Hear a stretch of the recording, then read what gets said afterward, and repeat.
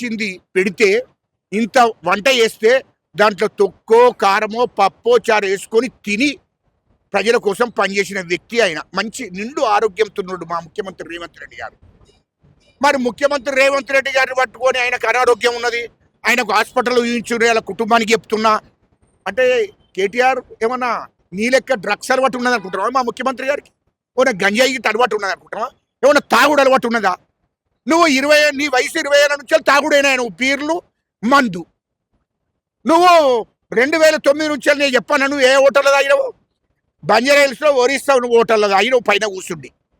అప్పటి నుండి నువ్వు అమెరికాలో తాగినావంటే మళ్ళీ ఇక్కడికి వచ్చి నువ్వు బీరు కాని నుంచి మొదలుకుంటే నీకు ప్రతి మందుని తాగినావు, ఎంజాయ్ చేసినావు.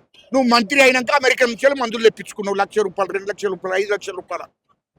ఇష్టం వచ్చినట్టు దాక్కుంటా నీ శరీరంలో మొత్తం పరీక్షలు చేస్తే మొత్తం అలకాలే ఉంటుంది నీకు. కేటీఆర్ నీ శరీరం అంతా అలకాలే, మీ కేసీఆర్ శరీరం అంతా అలకాలే, వేరే ఏమీ లేదు. ఎట్లా మాట్లాడతారా?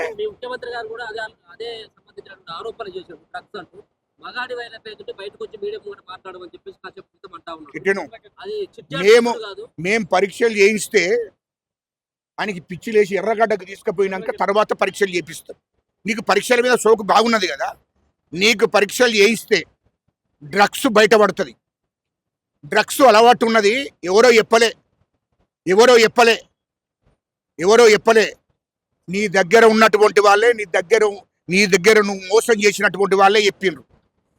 నువ్వు ఎవరినైతే పట్టుకొని ఏ ఓటర్లనైతే మోసం చేసినవో వాళ్ళే చెప్పిండ్రు నీకు డ్రగ్స్ అలవాటు ఉన్నదని. డ్రగ్స్ వేసుకుంటా నువ్వు ఎంజాయ్ చేసినావు, గంజాయి దాక్కుంటే ఎంజాయ్ చేసినావు, మందు దాక్కుంటా ఎంజాయ్ చేసినోడివి. అటువంటి వాడివి మా ముఖ్యమంత్రి గారి మీద మాట్లాడితే ఏమన్నా నీకు సిగ్గు లజ్జ ఉన్నదా అని అడుగుతున్నా. నీకు మతిస్థిమితం లేదు, పిచ్చి లేస్తుంది. తెలంగాణ ప్రజలను మభ్య పెడుతున్నావు, మోసం చేస్తున్నావు. తెలంగాణ ప్రజలు నమ్మరు. ఇంకోటి కూడా చెప్తున్నా కేటీఆర్, ఎస్సీలు, ఎస్టీలు, బీసీలు, మైనార్టీలు నమ్మరు. అది గుర్తుపెట్టుకో. నిన్ను నమ్మరు. నీవు పెద్ద మోసగానివి. నీ కుటుంబం మోసం చేసింది తెలంగాణ ప్రజలను. ఎవ్వరు నమ్మరు. నువ్వు అబద్ధాలు ఆడుకుంటే రేకు. మా ముఖ్యమంత్రి గారు నీతి నిజాయితీగా 18 గంటలు ఆరోగ్యవంతునిగా ఉండి 18 గంటలు పనిచేస్తున్నాడు. 18 గంటలు. అది గుర్తుపెట్టుకో. తెలంగాణ ప్రజలందరికీ తెలుసు. త్వరలో ఎవరు జైలుకు పోతారో తెలంగాణ ప్రజలు తీర్పు చెప్తారు. చట్టం ఉన్నది. అదేవిధంగా ఎవరైతే నిన్ను జైలుకు పోతావు, నువ్వు హాస్పిటల్ ఎర్రగడ్డకు నిన్ను పంపించడం ఖాయం, తెలంగాణ నుంచి తరిమేయడం ఖాయం. అది గుర్తుపెట్టుకొని మాట్లాడు. ఇంకోసారి మా ముఖ్యమంత్రి గురించి మాట్లాడే అర్హత నీకుందా? మా ముఖ్యమంత్రి మంచి ఆరోగ్యంగా ఉన్నాడు రా భయ్. మా ముఖ్యమంత్రికి నీ లెక్క తాగుడు అలవాట్లేదు, తినుడు అలవాట్లేదు. ఇంట్లో భోజనం చేసి ఉన్నటువంటి వాడు. నీతి నిజాయితీకి మారు పేరు.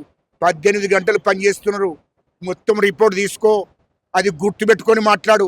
ముఖ్యమంత్రిని మాట్లాడితే ఇష్టం వచ్చినట్టు మాట్లాడితే మేము కూడా నీ చరిత్ర మొత్తం మా దగ్గర ఉంది.